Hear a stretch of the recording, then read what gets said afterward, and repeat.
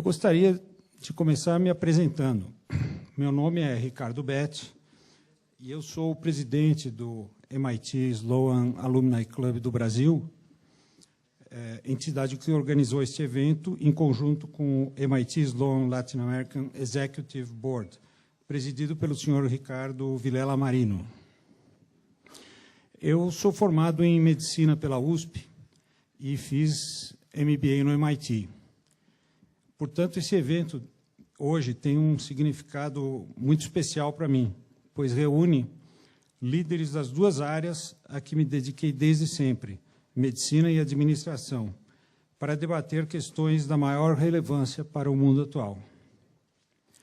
Eu iniciarei o nosso encontro agradecendo aos nossos patrocinadores, o Banco Itaú, a Servitec, a Texer, a MBA Empresarial e o MAN, que compartilham os nossos princípios e ofereceram o suporte financeiro indispensável ao evento. Obrigado, dona Milo Vilela, por nos acolher neste belo auditório e oferecer o suporte de sua eficiente equipe. Também agradeço a Letícia Barilli e equipe pela dedicação e competência no suporte logístico. Agradeço também a GV Saúde e a ONG Empreender Saúde que nos auxiliaram na divulgação do evento. Nominalmente, gostaria de agradecer aos seguintes ex-alunos do MIT que se destacaram na organização do evento: Rodolfo Fischer, Paulo de Rezende, Roberto Gregory, Otávio Faria, Felipe Negrão e Marcelo Saad. Na sequência, eu gostaria de apresentar o Rodolfo Fischer, que é vice-presidente do Banco Itaú BBA e que foi um dos defensores da ideia de escolher a área de administração de saúde como tema principal do evento de hoje. Ele é membro do MIT Sloan Latin American Executive Board e foi um dos organizadores do evento, tendo hoje a honrosa missão de apresentar o Dean Schmidtlein. Por favor, Rudy.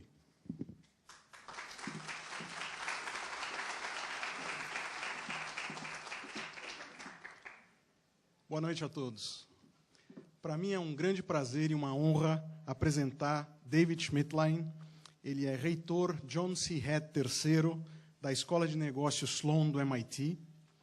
Ele se juntou à escola em 2007, vindo da Wharton School, da Universidade de Pensilvânia, onde ele ensinou por 25 anos.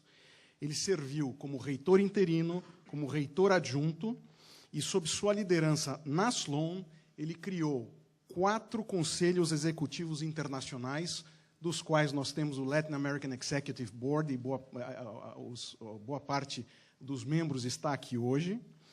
Ele lançou 2 programas de graduação e ele presidiu a inauguração do novo prédio da escola E62 dentro do campus da Sloan, no MIT, em Cambridge, Massachusetts. É um grande privilégio, então, para mim, apresentar David Schmidtlein. Thank you, Rudy. Welcome, everyone. It's a great delight to be back in São Paulo.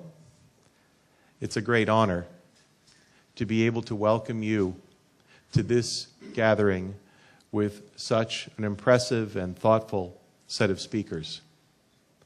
I'm very regretful that I'm not able to do a proper welcome in Portuguese. But I would like to tell you a piece of good news. At MIT's Sloan School of Management, more and more of our students, our master's students in business administration, are coming to MIT from America, from Europe, from Asia, and learning Portuguese because they want to come to Brazil. It's so wonderful to see. All but one of the people who received offers to work in Brazil and offers to do internships in Brazil this last year came. We can't say that about nearly any place else in the world. It's a great time to be here in Brazil. Let me thank very much the sponsors for this evening as well, Itaú, Servtec, TechServe, MBA Empresario, and the Museum of Modern Art.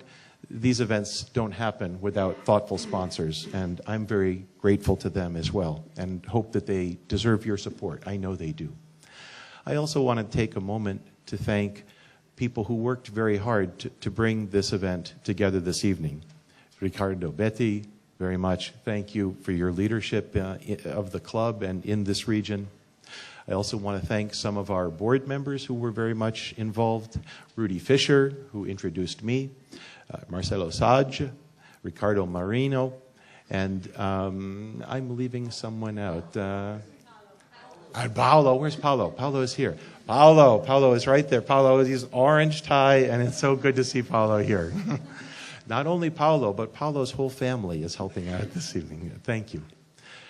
It's also great to have an event like this sponsored and put together by the MIT Sloan Club of Brazil. This is a lively, active club, and it's great to see its constituents gather. You have very thoughtful people to hear from. I don't want to take a lot of your time talking about MIT or its Sloan School, but I would like to make just a couple very simple points about MIT, management, and healthcare. At my school, and many of your schools, we have 22 out of 112 faculty who are actively working on healthcare management issues. 22 is a big number. It's easy to say why. MIT, the Massachusetts Institute of Technology, truly wants to invent the future, to invent a positive future, to have big impact. And you can't look at the future without looking very directly at complex healthcare systems. Our faculty are excited to bring engineering and management together, working on looking at complex systems. That's another of the elements that brings them to considerations of healthcare systems. They're also interested in technology and innovation. And you're seeing now, you'll hear from panelists, the ways that innovation is truly changing healthcare systems here in Brazil and around the world. And so I'm proud and delighted, but not surprised, that so many MIT faculty are working in this important area. Very, very briefly, 3 of the exciting projects that I think are reflective of the great opportunity in healthcare for new ideas and for important impact are, first, one of our faculty working with 2 of the largest hospitals in America to redesign the surgical systems that those hospitals use. When, what, how of surgery is being reinvented and is making a real difference in patient survival. A second project happening at MIT is being done in conjunction with a large data mining, information analysis company, working with 25 million patient records, re-examining patient quality, patient risk, and changing the way healthcare systems, hospitals in particular, approach those patients when they come in for treatment. And third and last, we have a group of faculty from our Institute for Work and Employment Research working in healthcare systems, specifically in hospitals, on the ways that management of the workforce in hospitals is organized, the way that physicians and other caregivers share responsibilities and come together to offer new opportunities or new developments in patient care. There's a lot happening in Brazil. I know people are gathered to hear about the interesting opportunities and developments here. It is part of a great set of experiments and learnings and innovations in all parts of the world, and we at MIT are excited to be a part of it. Thank you again for coming out this evening. Obrigado, Aldin Schmittlein, pela sua inspiradora apresentação. Então, nós vamos agora dar início ao painel com apresentações e debates, moderados pelo senhor Bruno Laskowski.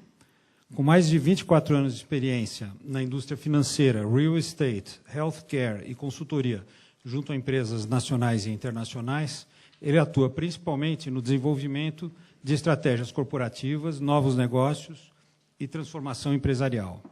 Ele foi CEO das empresas Cirela Commercial Properties e W Torre. E, além disso, foi vice-presidente da América Latina e sócio-líder da prática de serviços financeiros e healthcare da A.T. Kearney na região. Atualmente, Bruno é sócio-diretor da BH26, uma boutique de investimentos e consultoria estratégica. Participou de conselhos de administração de empresas na área financeira e na área de saúde hospitalar. Atualmente, é membro do Conselho Deliberativo do Hospital Israelita Albert Einstein. Além da atividade profissional, Bruno é presidente da Unibis, União Brasileiro-Israelita do Bem-Estar Social, uma das maiores instituições do terceiro setor, onde são atendidas mais de 1.700 crianças e adolescentes e 1.600 famílias. Bruno tem mestrado em Administração de Empresas pelo COPEAD e na New York University. Com vocês, então, o moderador do painel, Bruno Laskowski. Boa noite a todos. A gente vai dar início às apresentações e me cabe, como moderador, fazer a chamada dos nossos palestrantes. Só queria comentar, a gente vai ter 15 minutos para cada palestrante e aí, a partir daí, sim, a gente abre para um Q&A e faz um debate entre os palestrantes e a própria audiência. Então, queria, primeiramente, chamar o Dr. Ricardo Renzo Brentani. Ele vai falar sobre o tema da sua apresentação, serão 2 décadas no AC Camargo, uma história de sucesso. O professor Brentani é presidente do Hospital do Câncer, AC Camargo, concluiu o doutorado em Bioquímica pela Faculdade de Medicina da Universidade de São Paulo, em 1966, tornou-se professor associado em Bioquímica do Instituto de Química da USP, em 72, e professor titular de Oncologia da Faculdade de Medicina da USP, em 1980. Criou o Laboratório Experimental de Oncologia, o primeiro curso de pós-graduação em Oncologia no Brasil, na Medicina da USP. É presidente do Hospital do Câncer, AC Camargo, desde 1990. Tornou-se presidente do Conselho de Administração da FAPESP em 2004. É membro da Academia Brasileira de Ciências, da Academia Nacional de Medicina e da Associação Americana para a Pesquisa do Câncer. Foi condecorado com a Ordem Nacional do Mérito Científico no maior grau. Tem mais de 170 artigos publicados em revistas. Em 96, o curso de pós-graduação em Oncologia do Hospital do Câncer, AC Camargo, único em hospital privado, foi certificado pelo Ministério da Educação e nas 3 mais recentes avaliações da CAPES, que incluiu 150 cursos de medicina, foi um entre 2 com nota máxima. Em 88, o hospital foi escolhido pela FAPESP como um entre 10 centros de excelência, recebendo recursos de mais de 1 milhão ano até 2009. Em 2008, foi escolhido pelo CNPq como um Instituto Nacional de Ciência e Tecnologia, o único em hospital privado dentre os 49 hospitais do Estado de São Paulo. Vou fazer a sequência, vou chamar os outros palestrantes. O Dr. Gonzalo Vencina Neto, que vai falar sobre os caminhos para a eficiência da gestão de saúde. O Dr. Gonçalo é graduado pela Faculdade de Medicina de Jundiaí, em 1977. É mestre em Administração, Concentração de Saúde, na Escola de Administração de Empresas de São Paulo, na Fundação Getúlio Vargas. Tem que ver onde está. Atuou como secretário municipal de saúde de São Paulo entre 2003 e 2004. Foi diretor-presidente da Agência Nacional de Vigilância Sanitária, Anvisa, de 99 a 2003, e atualmente é superintendente do Hospital Sírio-Libanês e professor assistente da Faculdade de Saúde Pública da USP. Bom, na sequência, vou chamar o Dr. Maurício Sesquim, que vai falar sobre o ambiente regulatório no setor de saúde. O Maurício é médico clínico geral, gastroenterologista, especializou-se em administração e sistema de saúde, marketing e finanças pela Fundação Getúlio Vargas.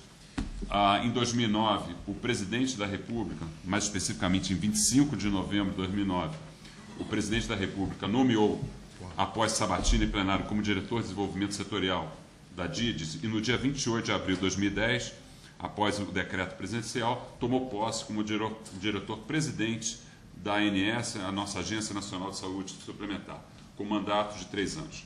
Atua no setor de saúde suplementar por mais de 25 anos. Entre suas experiências profissionais, atuou como médico, como coordenador de serviço de emergência médica, como gestor de operador de saúde, de consultoria de benefícios para clientes corporativos e também de corretora de planos de saúde e de hospitais privados e filantrópicos. E, por último, o Dr. Omilton Visconde Júnior, que vai falar sobre os desafios e oportunidades da indústria farmacêutica no Brasil. Dr. Omilton é sócio fundador da Biosintética Farmacêutica, empresa pioneira no mercado de medicamentos genéricos no Brasil, é sócio fundador da Segmenta Farmacêutica, empresa líder no mercado de soluções parenterais e Prev Saúde, a primeira PBM, o Pharmaceutical Benefit Management, no Brasil.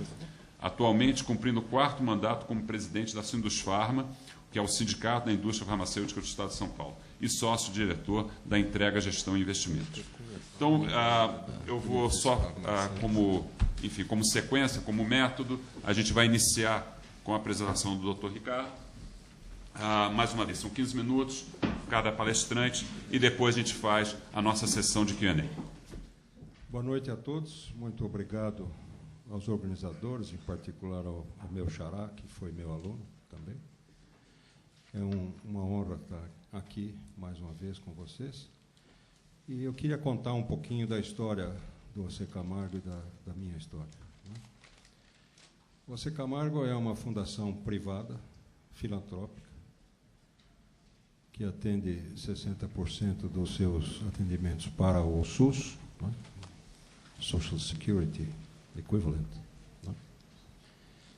e que, nos últimos 21 anos, tem sofrido comigo. Esse hospital, passa o próximo, por favor. Esse hospital tem hoje 320 leitos, só de câncer. Daqui a 2 meses e meio, se o meu engenheiro cumprir a promessa, nós vamos ter 440 leitos. E, no fim desse ano, nós vamos propor ao Conselho Curador, que eu tenho certeza vai aprovar, nós vamos começar a construir mais um anexo, de tal maneira que, para agosto do ano que vem, nós esperamos ter 500 leitos. Por que isso? Porque a demanda cresce continuamente. Então, como disse uma vez um dos curadores, nós estamos condenados a crescer. Nós temos atendido hoje 16 mil casos novos de câncer por dia, por ano. Essa é a maior casuística num hospital só no país. Fazemos em torno de 43 cirurgias por dia. Os nossos índices que me interessam mais, como consumo de UTI, infecção hospitalar, mortalidade, são índices completamente americanos. E, passa o próximo, por favor. Nos últimos anos, o hospital tem recebido todos os prêmios que existem. Melhor empresa para se... É uma das 150 melhores empresas para se trabalhar.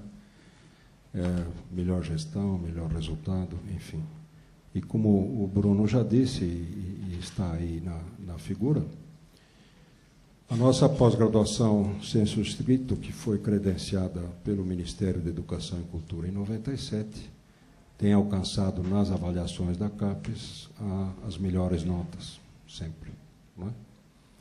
E nós temos condição, nós temos permissão do governo para dar títulos de mestrado, né, Master's Degrees e PhD Degrees, doutorado. Né? E, como disse o Bruno, somos o único hospital privado que tem uma pós-graduação credenciada pelo MEC. Passar o seguinte. Esse é um dado oficial da CAPES, que é a agência do Ministério da Educação que supervisiona a pós-graduação no Brasil.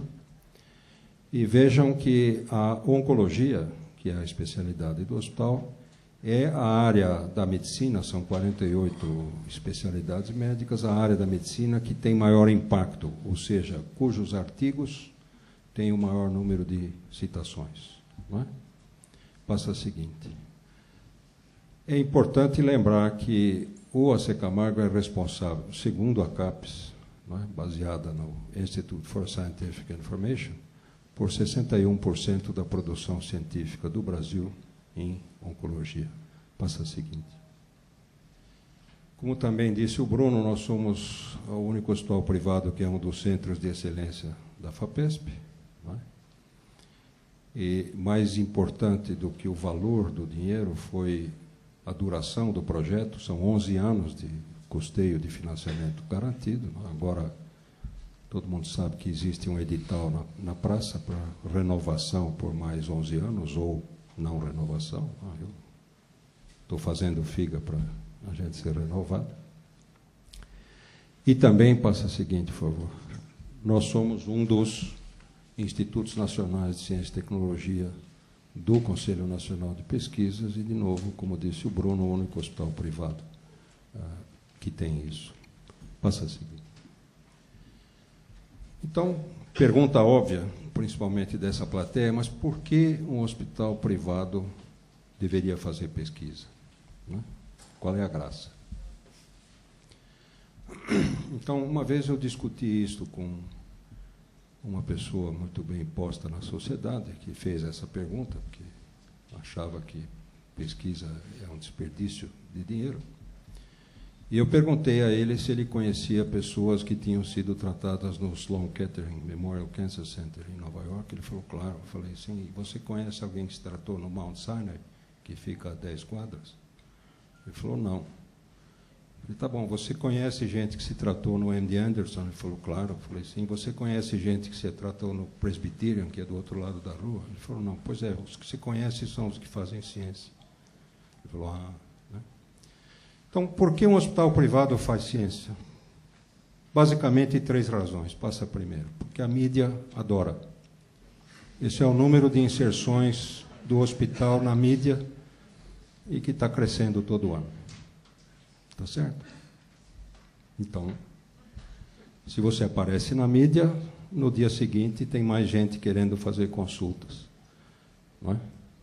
A segunda razão, passa a seguinte, por favor. É porque o produto da sua pesquisa, o que você descobre, pode ser usado para você aplicar na sua rotina clínica. Então, se você gera o conhecimento, você agrega valor. Não é? Esse é um método que foi definido no hospital, neste paper que está aí no rodapé, e que, para definir prognóstico em câncer de próstata, e que hoje a Roche comercializa no mundo inteiro. Passa a seguinte. Esse é um outro método mais recente, que ainda não está divulgado, mas que nós já introduzimos na rotina do nosso hospital e que ajuda a predizer o prognóstico em tumores de cabeça e pescoço. Passa a seguinte. A terceira razão é porque pesquisa dá dinheiro. Essa é uma relação só da FAPESP e das instituições que a FAPESP financia, e nós estamos muito bem posicionados. Não é? Muito bom. Se vocês lembram do filme de mágicos, não é? O Michael Caine explica que a mágica tem 2 partes. A promessa e a entrega, o delivery. Não é? Então, tudo isso é muito bonito, mas precisa saber se o hospital está ganhando dinheiro, senão tudo que eu falei é bobagem. Tá certo? Passa a outra. Certamente o hospital está ganhando muito dinheiro. Não é? Provavelmente nós somos um dos mais lucrativos do Brasil, mesmo atendendo o SUS. Não é? Então, o meu recado é esse. Ensino e pesquisa dão dinheiro. O ensino tem um subproduto mais interessante, que é fruto tanto da pós-graduação quanto da residência médica, em que você recebe gente jovem, você recebe a geração do futuro. Vocês sabem disso nesse curso. Não é? Então, você pega, para você ensinar as pessoas que vão trabalhar para você amanhã. Vou ficar por aqui, depois no debate eu tenho prazer em responder perguntas. Muito obrigado.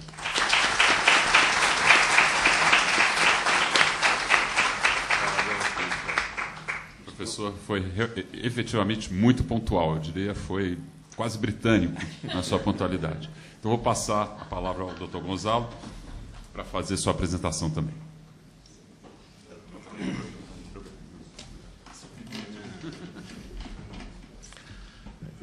Boa noite. Cumprimento os senhores na plateia, senhoras. Cumprimento nossos convidados internacionais do MIT. Agradeço a presença deles, vieram aqui enriquecer o nosso ambiente da gestão de serviços de saúde. Cumprimento os meus companheiros de mesa, dentre os quais eu sou só o mais pesado, né? E convidado para falar sobre o resumo da palestra que o professor Ricardo Renzo Bertani fez, Caminhos para a Eficiência na Gestão em Saúde. Nós estamos vivendo um momento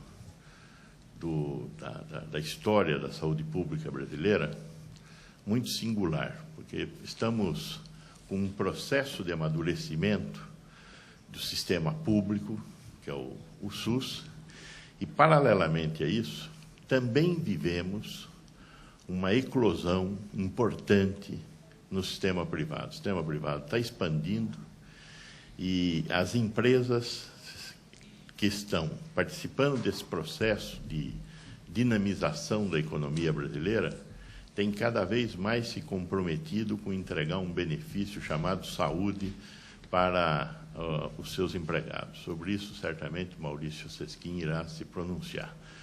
De tal maneira que saúde também está se transformando em uma pauta da agenda de custos do nosso processo produtivo. Então, por um lado, nós temos o Estado brasileiro presente através do SUS, com uma importante participação na assistência à saúde da população, e mais ou menos 25% da população dependente de um sistema privado que tem lá suas características. O fato é que, neste momento, nós estamos discutindo se falta mais dinheiro na saúde no setor público, se falta mais gestão para a saúde no setor público, estamos discutindo que estamos pagando muito na assistência médica no setor privado, ou seja, estamos discutindo falta de eficiência. Então, nós estamos discutindo nos dois setores, além das questões que sempre discutimos, que falta dinheiro, eu não vou discutir se falta dinheiro ou não aqui, porque 15 minutos é pouco, né? Nós estamos discutindo a questão da eficiência.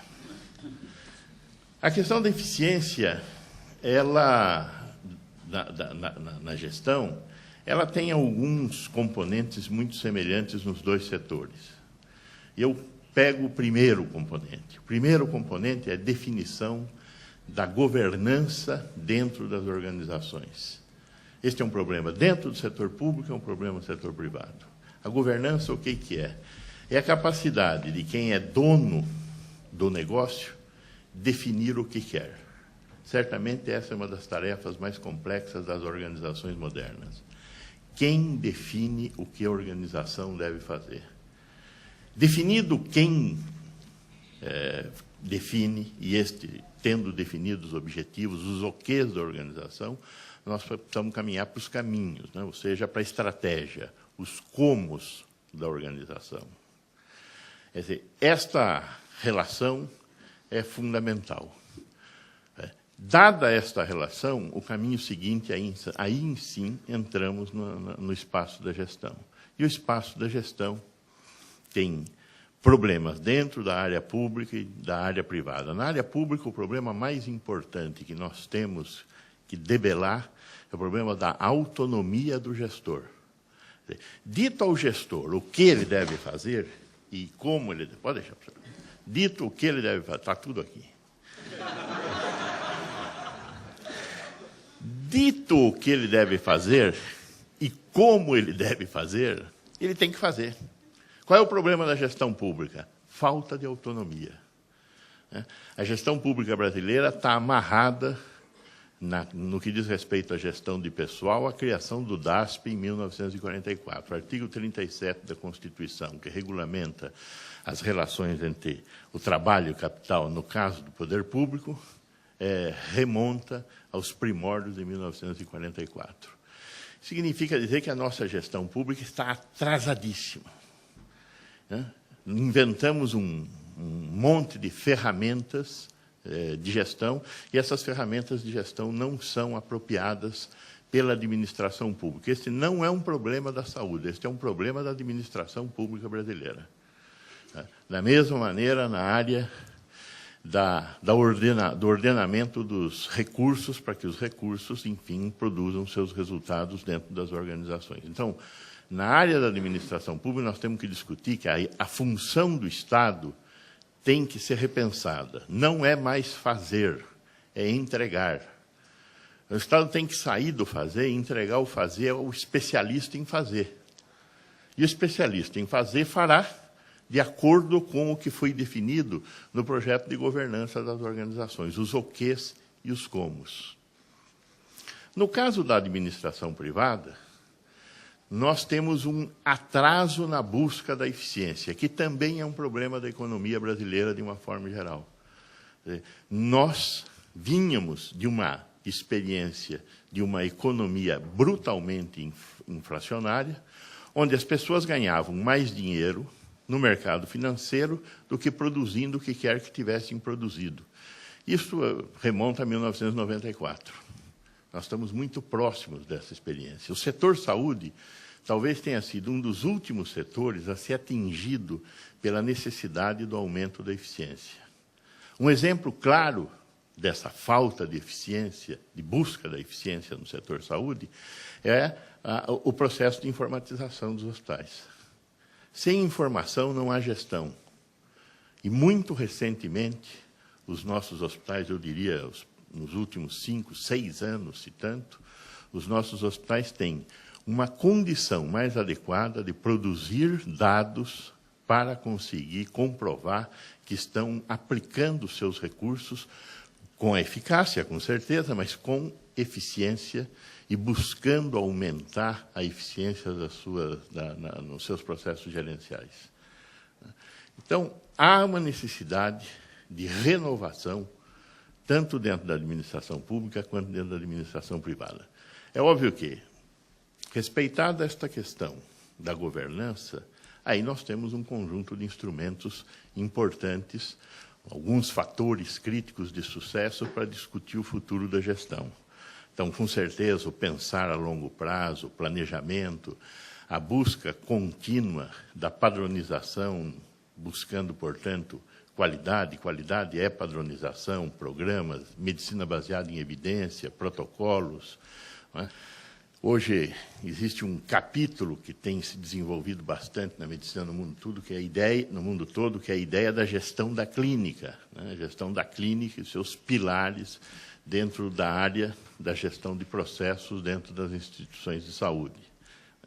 Temos que ter um profundo compromisso com permanente formação do pessoal que trabalha dentro do hospital, seja ele o médico, sejam eles os outros profissionais que atuam na área da saúde. Formação é fundamental e a formação tem que ser permanente.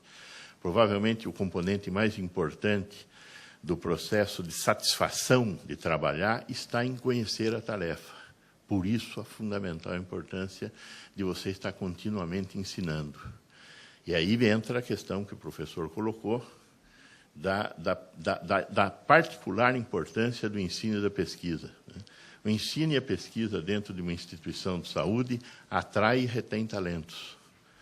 Então, é mais um componente para se ter uma instituição que aplica em ensino e pesquisa, com o objetivo, é óbvio, de melhorar a performance econômico-financeira da instituição, mas também porque este é um instrumento importante de você continuamente estar aprimorando o seu corpo profissional.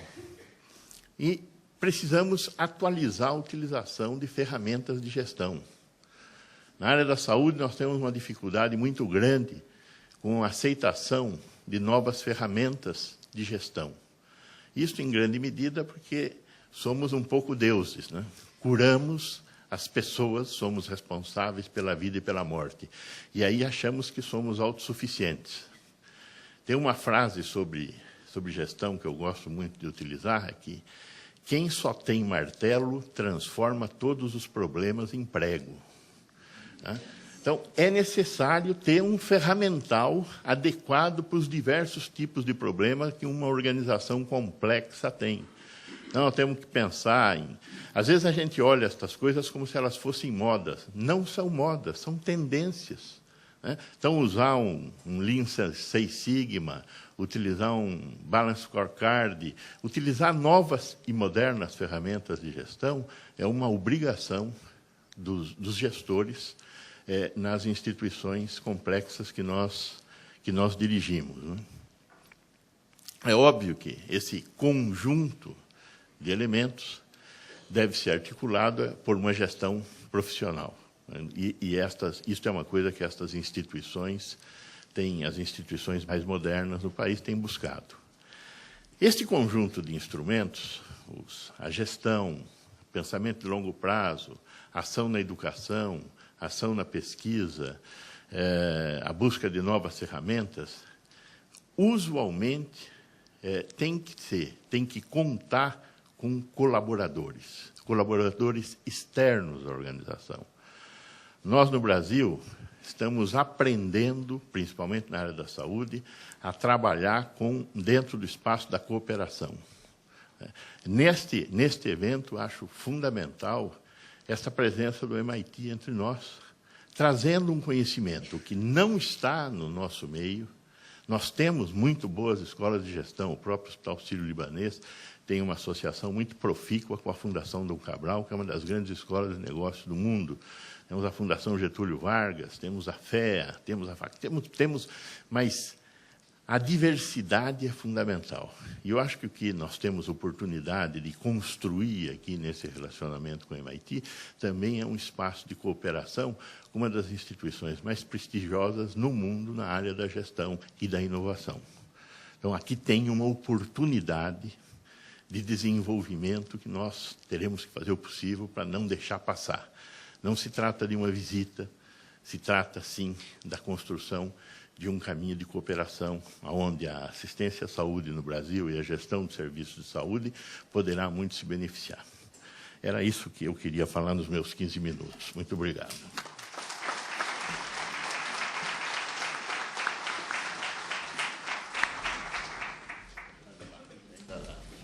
Mais uma vez, os nossos palestrantes, uma pontualidade impressionante. É uma pressão aqui para os próximos, então, né? Acho que só queria fazer o remark, né? Fazer o remark, muito bem colocado o tema dos vetores, né? Que acabam resultando em eficiência, e esse link com inovação e MIT. Acho que traz também um elemento para a gente explorar no Q&A. Então, queria pedir ao Dr. Maurício para fazer a sua apresentação sobre o ambiente regulatório.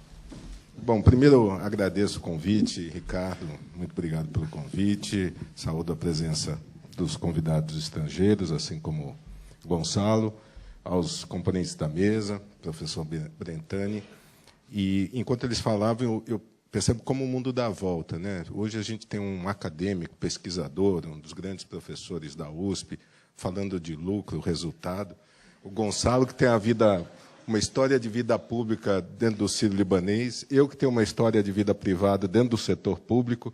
O Milton, não sei o que você vai falar, mas o mundo dá voltas. Então, por isso é muito importante também essas junções e essas inovações e esses novos conhecimentos que agreguem valor dentro do setor tão complexo. Agora pode contar. Eu vou fazer, talvez, um milagre. Eu preparei uma apresentação para 30 minutos e vou fazer em 15, então eu vou pular muitos slides, porque eu queria só pontuar alguns elementos. A Agência Nacional regula planos de saúde, ela não regula prestadores de saúde, ela não regula médicos, ela, basicamente, a Agência Nacional de Saúde Suplementar tem 11 ônus e regula planos de saúde. Tem 2 pilares dentro da lei, a 9656, que basicamente regulamenta os planos, e a 961, que criou a Agência Nacional de Saúde Suplementar. O órgão máximo da agência é a diretoria colegiada, não é o diretor-presidente. O diretor-presidente não manda nada na agência. Mas ele, em conjunto com outros 4 diretores nessas diretorias, é que faz o órgão decisório. Sempre as decisões são tomadas em colegiada e é por maioria. Embora, nessa gestão, há 1 ano e meio que eu estou na agência, sempre foi por unanimidade, nunca tivemos maioria nos votos.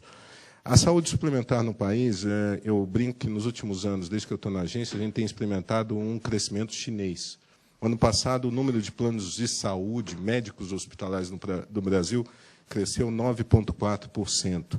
Esse ano cresce 2 dígitos no primeiro semestre e devemos alcançar 12%. A preocupação que surge não é mais com o crescimento de planos de saúde. A preocupação que surge é onde nós vamos colocar esses clientes de planos de saúde. Como aeroportos, portos, estradas nesse país, a demanda tem crescido com uma velocidade muito maior do que a infraestrutura de atendimento. Isso cria novos gargalos, isso cria novos desafios no setor. 1 em cada 4 brasileiros tem um plano médico hospitalar, 1 em cada 3 brasileiros ou tem um plano médico hospitalar ou odontológico. Nós estamos chegando a 62 milhões de brasileiros que têm um plano médico hospitalar ou odontológico, e a preocupação, digo preocupação mesmo, por um lado, a gente olha com... É uma boa notícia, o país está crescendo, a classe média sendo incorporada e crescendo, novos consumidores, mas a infraestrutura tem que correr para dar conta do atendimento a essa população que surge, essa demanda crescente e esses novos desafios. O número de operadoras, por outro lado, de planos de saúde tem caído, e isso por ação, inclusive, da agência, no sentido de saneamento do setor. Embora o número caia, a gente não tem uma grande concentração, ao contrário do que é vinculado na mídia, 50% dos beneficiários são atendidos em 35 operadoras, 20 maiores operadoras com mais de 300 mil vidas atendem quase 80% da população, e nós temos cerca de 1.000 pequenas operadoras atendendo cerca de 4 milhões de pessoas.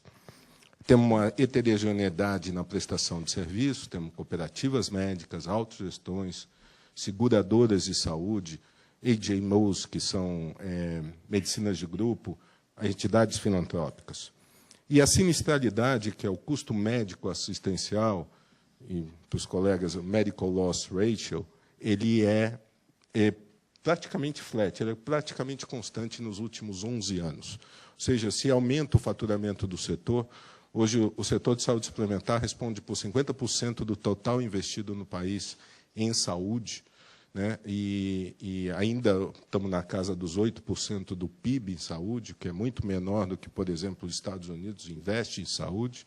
55% desse total é na saúde suplementar, embora os custos da saúde suplementar crescem da mesma proporção. Nós temos já um problema bem detectado, que é uma má distribuição entre os gastos em saúde. Hoje, e não me leve a mal, Milton, mas o que a gente gasta em material, medicamento, órteses, próteses, materiais especiais, por exemplo, nas autogestões, é 56% do total, enquanto honorários médicos perfazem 12% do total. Não é à toa que os médicos reclamam, e com razão, que os seus ganhos estão defasados. A nossa cesta de custos está mal distribuída, o nosso modelo de compensação e remuneração do sistema é errado. Por outro lado, nas contas hospitalares, os insumos, materiais, medicamentos, órteses e próteses crescem continuadamente, ano a ano, chegando em 2010 a 54% do total das contas hospitalares com insumos de materiais, medicamentos, órteses e próteses. Indo para o desafio da saúde suplementar, o primeiro deles é a mudança demográfica. Isso é um gráfico, ele é uma mudança mundial. Pela primeira vez na história, nessa década, o número de pessoas, de habitantes no planeta acima de 60 anos, 65 anos, será maior do que o número de crianças abaixo de 5. E essa tendência inverte totalmente nos próximos anos. A pirâmide populacional no Brasil muda drasticamente nos próximos 10, 20 e 40 anos. Em verde tem a pirâmide populacional, nós tínhamos quase 7% de idosos em 1990, temos quase 11% no ano passado, Daqui 20 anos teremos 18%, daqui 40 anos teremos 30% da população de idosos. Isso tem um impacto brutal no sistema de saúde em termos de custo, em termos de demanda, em termos de recursos que têm que ser investidos. Paralelamente a essa mudança de pirâmide populacional, nós vivemos um mundo onde ainda convivemos com doenças infectoparasitárias em regiões do país, típicas de países em desenvolvimento, com doenças crônico-degenerativas iguais a dos países já desenvolvidos. Essa é a frequência de utilização por faixa etária no SUS, no Brasil. Se vocês verem, a partir dos 60 anos, o que acontece com a frequência de utilização. E, do lado de lá, você tem os gastos em saúde a partir dos 60 anos, o que acontece com a curva nos países da OECD. Ou seja, tanto em custo quanto em frequência, acima dos 60 anos, é cerca de 8 a 10 vezes um adulto jovem, o que significa dizer que 30% da população tem um gasto e um custo social muito grande. Por outro lado, as receitas em saúde suplementar, por conta do Estatuto do Idoso, ela estaciona o preço dos planos de saúde, não pode mais crescer por faixa etária a partir dos 60 anos. Então, se você tem um custo crescente, que é a curva em vermelho, o custo da receita começa a ficar flat a partir quando a faixa etária chega aos 60 anos. Num sistema desse, onde o adulto de 0 a 18 anos, nós fizemos uma comparação na agência entre o rendimento médio, o poder aquisitivo médio da população de plano de saúde e o gasto médio de um plano por faixa etária. Se pegar de 0 a 18 anos, o impacto na renda de um plano de saúde de um adulto jovem é 7,7%. O impacto na renda de uma pessoa acima de 59 anos é 25%. Portanto, há que se falar em novos modelos de financiamento do setor. E não há dúvida que nós vamos ter que gastar mais em saúde, vamos ter que investir mais em saúde, e se esse país quiser dar acesso digno à população, há que se falar em como a gente vai gerar recurso para isso.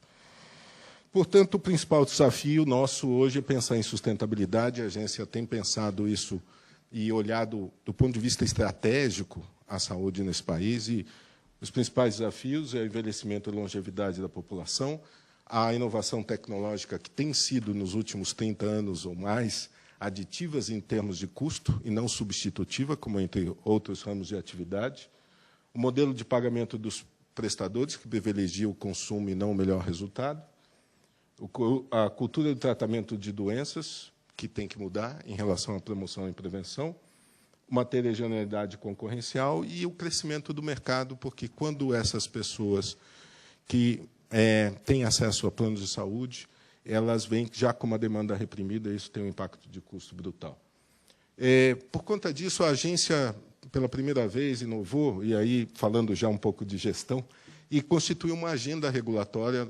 Assim que eu assumi, nós propusemos uma discussão durante 6 meses e construímos uma agenda regulatória do que nós íamos regular nos próximos 2 anos. Nós temos cumprido fielmente a agenda, que é de 2 anos, e em 9 meses nós já concluímos 45% daquilo que nós propusemos na agenda. Ela vai de encontro ao modelo de financiamento do setor, a garantia de qualidade e acesso, modelo de pagamento de prestadores, assistência farmacêutica, por isso brinquei com o Milton, incentivo à concorrência, garantia de acesso à informação, a questão de contratos antigos, a assistência ao idoso, é um tópico específico, e integração de saúde suplementar e SUS. Eu não vou falar de todos, não. Eu só vou citar aqui para os desafios, todos os desafios que a gente encontra no setor, que a gente identifica, eles estão contemplados por algum eixo da agenda regulatória, são todo 9 eixos. Eu vou falar rapidamente dos que eu acho mais importantes em termos de desafio. Ainda tenho tempo, Bruno? Tem? Na questão do financiamento, e aí falando de inovação e criatividade, pela primeira vez nós estamos conjugando soluções, e o item 1 de modelos de reajuste, a gente está fazendo um estudo com agentes do setor, agentes da sociedade, agentes financeiros, previdenciários, tentando bolar novos sistemas que calculem e contemplem a eficiência, a busca da eficiência do setor. Criamos um fator X de eficiência para o setor a ser calculado e incorporado nas equações. No item 2, é a formatação de produtos mistos e alternativa de mutualismo e capitalização. A ideia é que, para um setor que tem um envelhecimento desse tamanho, é importante a gente pensar em alternativas mistas. Nós nos juntamos à Superintendência de Seguros Privados e montamos um grupo de trabalho tentando criar um produto que misturasse, tanto do ponto de vista coletivo quanto individual, um modelo de capitalização mais o modelo de mutualismo que hoje existe na saúde suplementar. Todos sabem que hoje o modelo é preço por faixa etária na saúde suplementar. E o que a gente pretende é que o indivíduo, na vida ativa, capitalize um pouco recursos para, na sua idade avançada, ele poder fazer uso disso. E aí tem todas as vantagens que a gente tem identificado nesse modelo. E o que a gente pretende, basicamente, é um modelo parecido com o que existe hoje no VGBL, com incentivos fiscais, de tal forma que o indivíduo, ao se capitalizar na vida ativa, chega na fase aos 60 anos e ele tem um recurso que ele capitalizou para ser investido no seu plano de saúde. Esse é um plano de capitalização em saúde que está sendo desenvolvido de forma conjunta.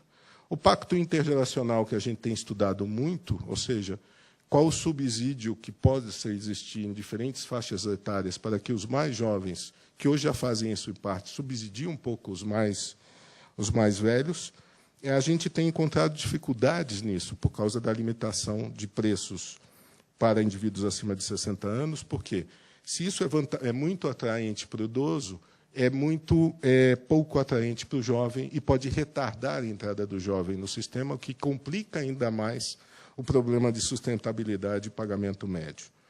A garantia de acesso e qualidade, nós somos um dos poucos países que está estabelecendo limites máximos para atendimento por conta do retardo do atendimento na saúde suplementar, e temos uma preocupação muito grande com relação à qualidade e eficiência, e nós temos 2 regulações saindo agora no segundo semestre a respeito de acreditação de operadoras, de qualificação de prestadores e da divulgação de indicadores de qualidade para prestadores e operadoras, de tal forma que o consumidor possa fazer uma escolha de serviço médico e de médicos baseada em dados objetivos e não base só em reputação. Hoje, quando a gente vai no médico, a gente escolhe um médico por conta de saber que ele é uma pessoa de boa reputação e boa formação. Mas a gente não tem dado objetivo a respeito do resultado e do valor agregado que ele traz.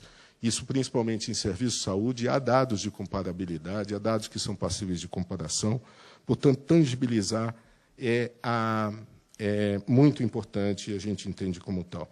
Modelo de pagamento a prestadores, eu já falei, incentivo à concorrência, nós estamos tomando uma série de medidas, mas um ponto que eu queria só ressaltar para terminar é a questão da informação.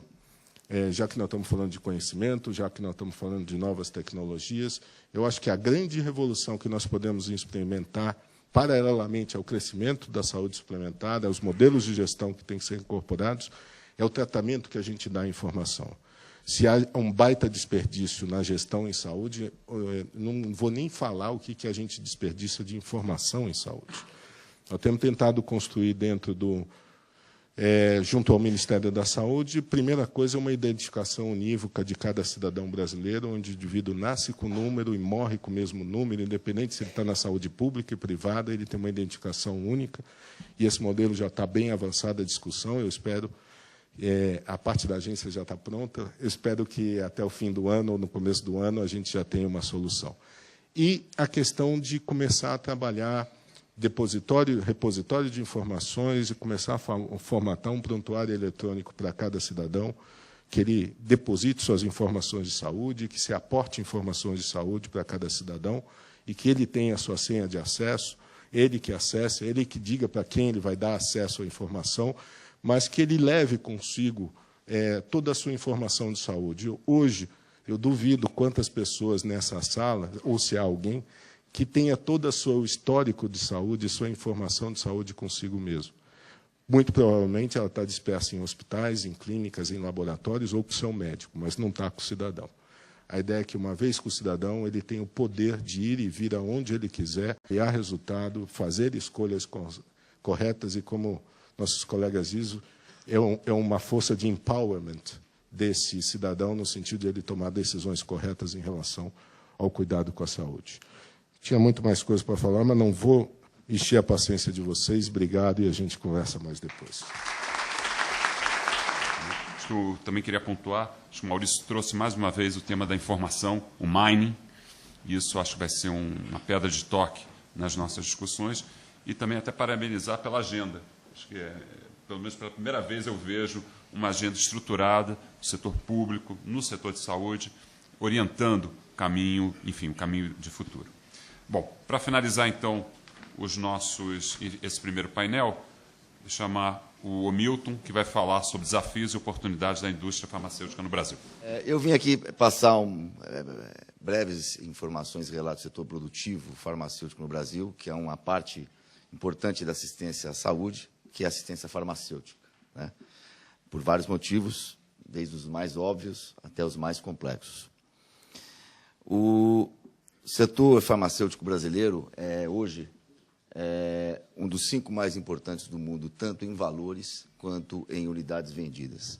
Nós somos um setor de 23,6 bilhões de dólares, com um crescimento anual em dólares de 28%. Se a gente tirar um pouco dessa complicação que é a moeda, nós tivemos um crescimento de 19% em reais de um ano para o outro.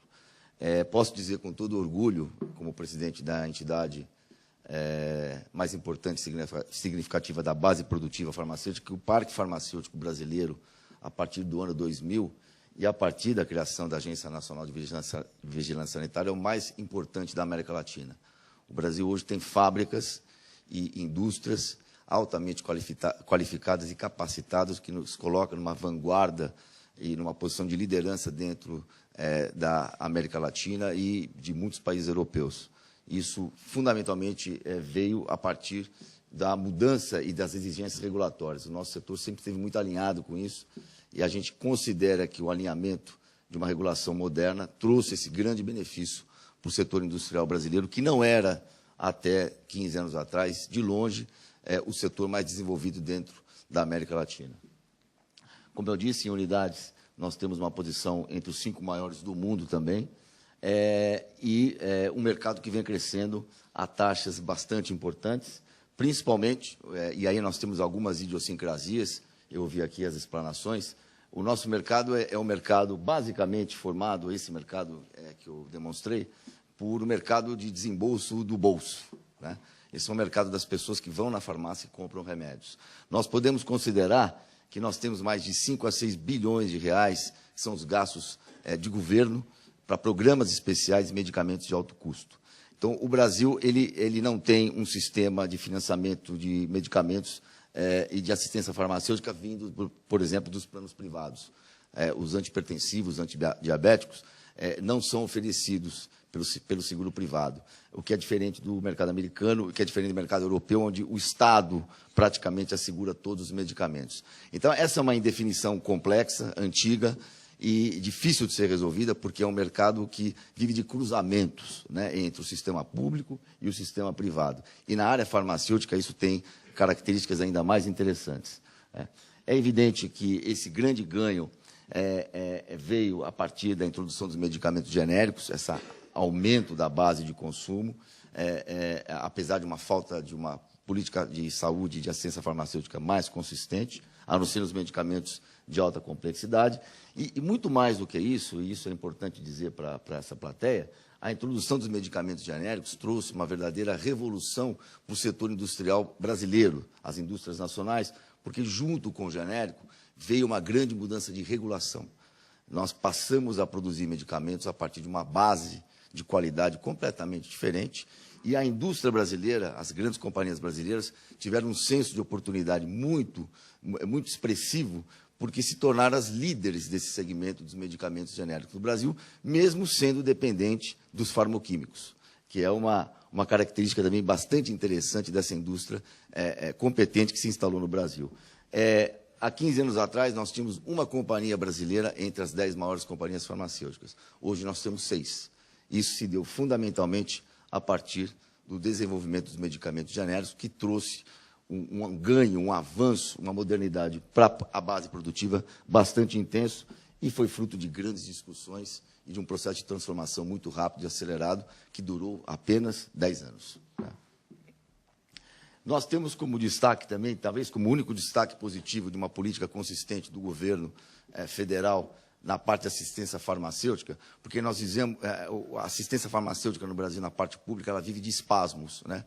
Nós temos, reconhecidamente, o programa de AIDS muito bem estruturado, e que tem sido exemplo para o mundo, e nós temos uma base bastante importante de assistência farmacêutica naqueles medicamentos de alto custo, que são os medicamentos para esclerose múltipla, os medicamentos para hepatite C, aqueles medicamentos que custam muito, o Estado faz o desembolso. Agora, a parte ambulatorial, a parte de prevenção, o Estado há um divórcio das políticas públicas em relação a essa assistência.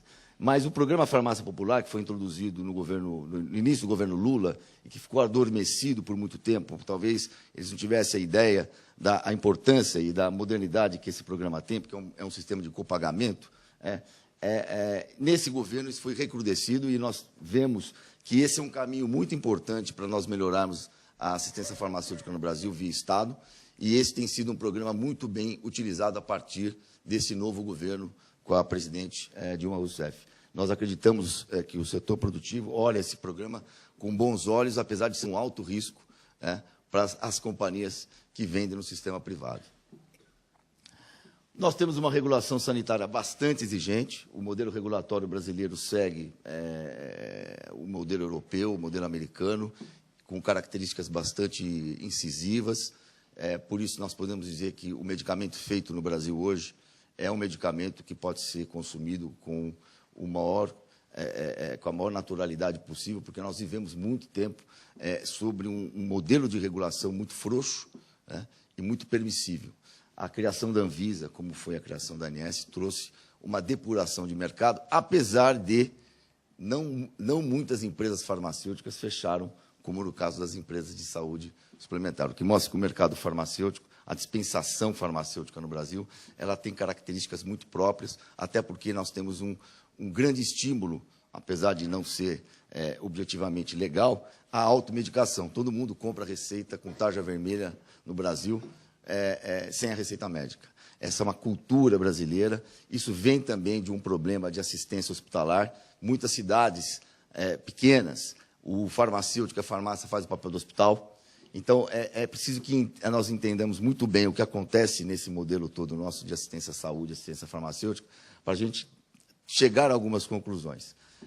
Nós temos 65 mil farmácias no Brasil. É um número excessivo de farmácias. 3 vezes mais do que seria recomendável pela OMS. Isso mostra uma distorção importante e um estímulo muito grande à automedicação, apesar de nós estarmos evoluindo com a regulação no sentido de coibir cada vez mais a automedicação, que é, por si, um problema. O potencial de crescimento do nosso mercado, é claro, óbvio, vem através de crescimento econômico. Nós tivemos uma ascensão da classe C, uma formação de classe C nos últimos 5 anos, que tem sido o principal fator do crescimento do nosso mercado, que as pessoas têm mais dinheiro para comprar medicamentos, independente dos programas públicos que são incipientes. E, evidentemente, que nós temos aqui um grande problema, um grande desafio, uma grande oportunidade, que é a organização das fontes pagadoras, né? O meu amigo Sesquim sabe muito bem que, apesar deles gastarem muito com próteses, com equipamentos, eu não sei se eles gastam muito com remédio, acho que gastam pouco, né? Porque os nossos planos, a não ser em raríssimas exceções, eles não fornecem o medicamento. Então, se eu sou hipertenso e tenho que tratar, faço um diagnóstico de hipertensão arterial, eu não tenho no meu seguro privado o medicamento assegurado, o medicamento incluído. O porquê? Eu até hoje não entendi bem, mas, com certeza, a questão dos custos, a questão de quem pode pagar essa conta, mesmo que nos medicamentos de uso crônico, dar o medicamento significa, na minha opinião, reduzir custo, porque você diminui a chance de internação. Mas essa é uma discussão acalorada, porque, de outro lado, nós temos o setor público, e no Brasil, gente, eu vou falar uma coisa aqui, que diante de tanta modernidade, nós temos fábrica de remédio estatal. O Brasil talvez, nem Cuba tem fábrica de medicamentos estatal. O Brasil tem fábrica de medicamentos organizados pelo Estado. Nós temos uns monstrengos por aí, espalhados pelo país, que se metem a produzir remédio, né? E alguns são grandes, inclusive. Isso me parece que o Vecina tocou bem, é uma anomalia, né, completa, porque onde já se viu o Estado se meter a produzir. O Estado tem que regular, né, o Estado tem que acompanhar, o Estado tem que negociar, mas ele não tem que produzir remédio, até porque todos os laboratórios públicos, infelizmente, produzem mal. Para vocês terem uma ideia, depois de 10 anos de genérico, que eu tenho notícia, dá para contar nessa mão aqui os genéricos que os laboratórios públicos produziram, porque eles não conseguiram produzir. Se não fossem os laboratórios privados, nós não teríamos os medicamentos genéricos do país. Há uma consolidação na parte produtiva, as empresas farmacêuticas nacionais cresceram muito, hoje são objeto de desejo das grandes companhias farmacêuticas mundiais, porque o Brasil é um mercado que cresce e as companhias brasileiras crescem a taxas maiores que as companhias multinacionais. Aí nós temos um certo imbróglio da questão patentária, a inovação está mais difícil, os genéricos penetraram mais rápido e as empresas nacionais cresceram e está havendo uma forte consolidação, não só na base produtiva, como na base da dispensação, no varejo farmacêutico, que vocês devem ter acompanhado, que várias redes de varejo estão se fusionando e criando uma massa crítica diferente. Esse é um mercado onde você tem que ser grande. Não há mais a menor chance da famosa frase do small is beautiful, porque nesse setor de saúde o capital é intensivo, coisa que não era, por questões regulatórias, os custos são elevados e a distribuição é muito complexa nesse país. Nós temos uma assimetria regulatória que eu queria explicar. Apesar de nós termos uma regulação muito eficiente e muito moderna e muito cuidadosa, o poder de fiscalização do Estado é muito baixo, o que traz, em muitas situações, uma assimetria, porque quem cumpre a regulação acaba tendo que competir quem não cumpre, porque quem não cumpre não é fiscalizado. Esse é um problema eterno no país. Na área farmacêutica é mais complicado, porque é muito capilar, e isso é um problema que tem que ser, de uma certa forma, encarado, e tem sido uma bandeira nossa, porque nós somos a favor de uma regulação forte, de uma fiscalização mais forte ainda, porque senão nós geramos concorrência desleal, e isso não é bom numa área onde o medicamento é talvez um dos poucos bens onde não pode ser 99% bom. Ele tem que ser 100% bom. 99% é desvio e pode causar uma morte. Bom, a ineficiência do Estado na produção e na dispensação, eu já toquei nesse assunto, que realmente é um monstrengo que vem aí dos anos 60, eu acho, o Vecina pode falar melhor, e está perdido no tempo e no espaço, consumindo recurso público. Talvez o que se gasta com esses laboratórios poderia ser canalizado para a gente melhorar o orçamento da área de saúde, já que o problema dos recursos são sempre tocados. E nós temos também uma regulação econômica. O setor produtivo no Brasil sabe que nós não teremos preço livre no Brasil. Essa discussão do preço livre no Brasil, nenhum lugar do mundo mais o preço é livre. Há uma regulação econômica forte. O Brasil tem uma regulação econômica criada no início desse século e que já está muito ultrapassada, e um dos pontos importantes de discussão na nossa agenda é discutir uma agenda econômica, uma regulação econômica mais oportuna e mais inteligente. E nós temos, sim, aí eu queria colocar como praticamente fechamento, um grande problema. Nós somos uma indústria competente, uma indústria que respondeu a uma regulação muito mais exigente, que tem uma expertise importante de distribuição, marketing e relação com a sociedade, mas a nossa indústria ela perdeu o bonde dos farmacêuticos. Nós somos uma indústria dependente dos farmacêuticos que vêm de outras partes do mundo. Isso é uma fragilidade e é um desafio enorme de como sustentar uma indústria de genéricos se você não produz o teu princípio ativo, né? E isso é um problema que vai ter que ser tocado rapidamente, porque senão nós vamos ter problemas estruturais. E é evidente que o grande fator, o grande glamour da indústria farmacêutica é a inovação. E essa indústria, a indústria brasileira, inova pouco. O máximo que nós conseguimos hoje no país é fazer inovação incremental, que é vamos dizer bem claro, uma inovação meia-boca, né? O grande desafio da indústria farmacêutica global hoje são os produtos biológicos, os produtos de biotecnologia, que são os medicamentos da nova fronteira do conhecimento e do uso terapêutico, e nós somos hoje absolutamente dependentes disso. Como romper com isso? Como trazer esse tipo de inovação para o Brasil, me parece uma equação bastante complexa, não há soluções simples para isso, não adianta o BNDES falar que quer fazer uma Big Pharma brasileira, porque isso é uma indução equivocada do processo, e nós entendemos que a indústria brasileira, a largo prazo, ou mesmo a médio prazo, vai ter que resolver esse nó, porque senão ela vai ficar eternamente dependente e nós vamos ser meros produtores, se der tudo certo, de genéricos. Mas a inovação vai estar em outra parte do mundo. Era isso, obrigado. Primeiro, agradecer, né, aos palestrantes. Acho que foi muito rico, um painel muito plural, né, das várias dimensões do tema de saúde. Eu costumo dizer que o tema de saúde, a cadeia, né, cadeia de valor do negócio de saúde é muito complexa, só tem complexidade. Ele é complexo pelo ponto de vista financeiro, é complexo pelo ponto de vista de gestão, é complexo pelo ponto de vista regulatório, é complexo pelo ponto de vista concorrencial, é complexo pelo ponto de vista de pesquisa, é complexo pelo ponto de vista de tecnologia. Se eu fizesse um pouquinho do apanhado, né, do que a gente ouviu, a gente tocou em pontos da importância da pesquisa e o resultado, essa correlação entre pesquisa e resultado econômico. Acho que é um tema interessante para a gente explorar. Todo o tema de eficiência, o tema de gestão da informação, os minings, a inovação, e tudo isso dentro do contexto de mudança da pirâmide demográfica brasileira, ou seja, os crônicos, né, as doenças crônicas, como é que a gente vai tratar essa dimensão também, e como a gente torna isso mais eficiente na gestão hospitalar dos provedores. O Maurício tocou de uma forma muito ampla no tema regulatório, essa agenda regulatória, essa distorção do breakdown de gastos, né? Eu me lembro de sempre a gente discute essa concentração de gastos no MATMED, materiais e medicamentos, e a gente nunca consegue evoluir e sair até no processo de precificação para as fontes pagadoras num formato diferente. Essa é uma discussão muito relevante.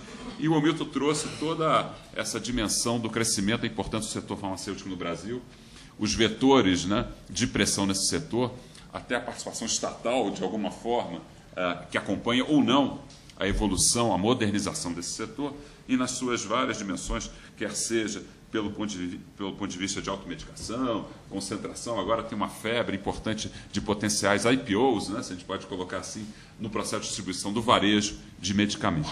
Então, eu queria fazer uma primeira pergunta, e para todos os participantes, vou fazer uma pergunta mais aberta, e aí sim dar margem para cada ponto desse a gente explorar nas perguntas mais específicas.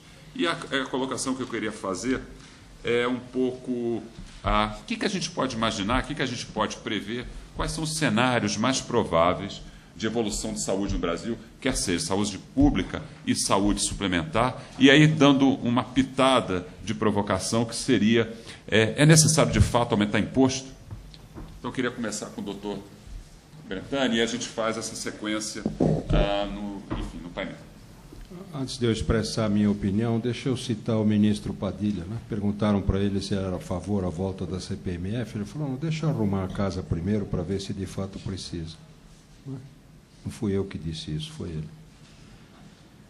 Eu acho que todos os palestrantes deixaram muito claro que existe uma quantidade enorme de desperdício e uma falta enorme de eficiência.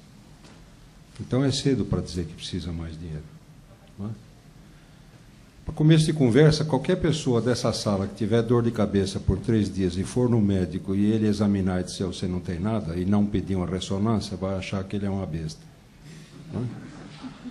Então, o desperdício começa com a gente mesmo. É até razoável desconfiar do médico, porque, como eu falo, toda vez que eu falo em público, tem mais de 180 escolas de medicina nesse Brasil, metade não tem hospital, 3/4 não tem residência médica. Então, o diploma de médico é um diploma 00 qualquer coisa, é uma licença para matar, porque como a justiça no Brasil não funciona, você aprende matando gente. Não é? Só depois da 6ª lipoaspiração mal sucedida é que a justiça foi em cima do cidadão lá, do meu colega. Então, é cedo para dizer se precisa de imposto. Não é? O sistema público é ineficiente. De fato é. Precisa ser? Não, não precisa ser. Não é? O meu ídolo, Fúvio José Carlos Pilege, transformou o INCOR, que é uma repartição pública, num dos 3 institutos de cardiologia do mundo. Não é? Meu amigo e irmão Marcos Moraes transformou o INCA, no Rio de Janeiro, num grande centro de cancerologia de repercussão mundial. Não é? Então, não é verdade que uma repartição pública tem que funcionar mal. E por todas essas razões, eu sou absolutamente contra aumentar o imposto agora. Não sou só eu, não é? É a Câmara Federal que acabou de repelir na votação da PEC 29 a inclusão do novo aumento.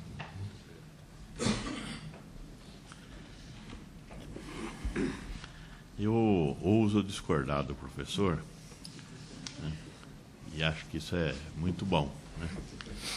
Né? Para um quarto da população, nós gastamos a metade do recurso que é gasto em saúde neste país. Os 8% do PIB que o Maurício fez menção, 55% está no setor privado, 45% está no setor público. Então, o financiamento da saúde no Brasil, ele tem, primeiro, uma estrutura ruim. E saúde é um instrumento de redistribuição de renda, de inclusão social. Este é o maior problema deste país. Então, nós temos um perfil de financiamento da saúde no Brasil que começa com este problema. O segundo problema é que, para os 3/4 da população, eu tenho um gasto per capita que é metade do gasto per capita que eu tenho para o setor privado.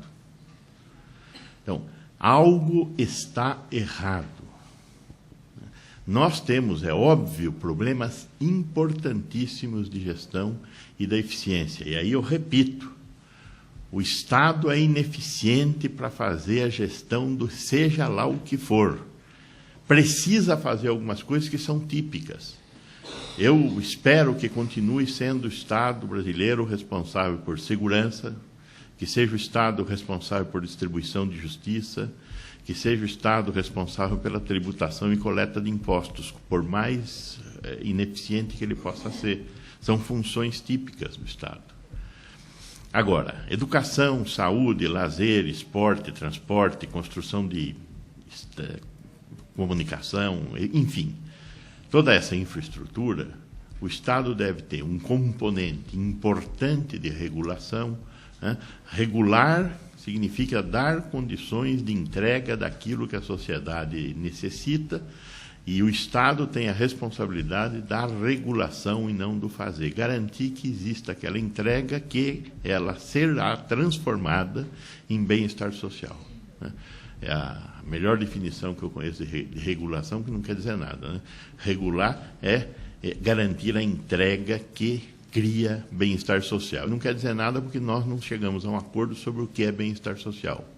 Né? Esse que é o problema. Então, nós necessitamos de mais recursos. A questão crítica é, precisa de um novo imposto ou não?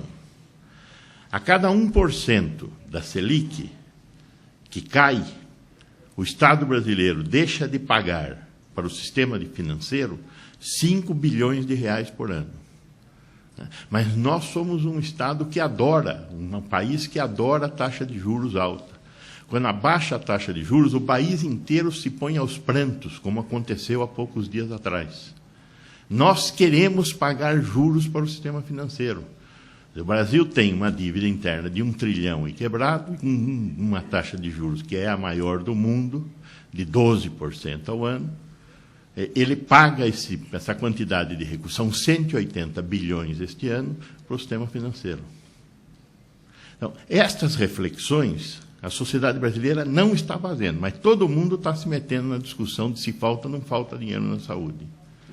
O que eu quero é que as pessoas que eu elegi, e eu lembro de quem foram, decidam como fazer para a saúde ser melhor financiada e como fazer para também a saúde ser melhor gerida. Que este é o papel numa democracia, que eu acho que este é o valor mais importante do Brasil, neste momento, constitui uma democracia que está em implantação. Temos muito problema na nossa democracia, mas nós temos que garantir que este país continue sendo um país democrata, que é daí que vai vir esta solução do financiamento da saúde, da educação e da questão da inclusão em particular. Deixa eu dizer uma coisa. Eu Eu estou há 28 anos nesse setor, eu estou formado há 28 anos, e estou nesse setor de saúde suplementar há 28 anos. Já dirigi operadora, já dirigi hospitais, já dirigi consultoria de benefícios de saúde, já até corretoras, ou seja, atuei como médico por mais de 15 anos. Ou seja, tenho uma visão desse setor, talvez muito particular, no sentido de ter olhado ele de diferentes ângulos. E há 1 ano e meio tenho a experiência de ser do órgão regulador. E confesso que a minha visão mudou bastante. Eu acho que é uma experiência que todo gestor de setor privado deveria ter, para entender o tamanho dos problemas, a magnitude deles e alguns conceitos que a gente acaba fazendo o que o Gonçalo falou, tendo sempre um martelo na mão e identificando tudo como prego. Pelo envelhecimento, pela mudança demográfica que a gente vive, pela realidade que a gente vive desse país, eu não tenho a menor dúvida que nós precisamos investir mais em saúde. E que não vamos gastar mais. Que nós precisamos gerar mais recursos. Honestamente, eu não sei se é só via imposto, ou se passa necessariamente por imposto, ou realocação de recursos, mais melhoria de eficiência, mas nós somos o único país no mundo desenvolvido que tem acima de 100 milhões de pessoas que tem um sistema universal de saúde público para todo cidadão. E, concomitante, temos 1/3 da população num sistema privado. Nós gastamos saúde 2 vezes.